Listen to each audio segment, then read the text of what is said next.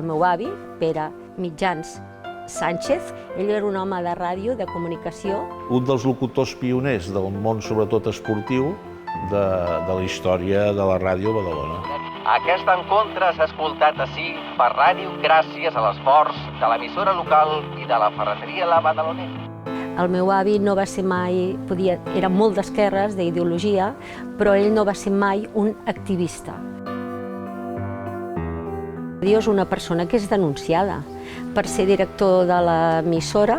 Diu, escolti, si vostè tenia un càrrec, no va pensar que això li podia tenir repercussions?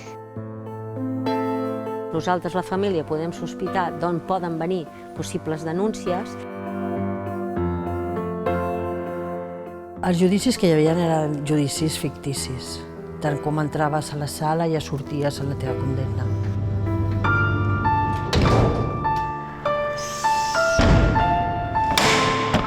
L'important és que hi va haver gent que es va comprometre defensant la seva persona.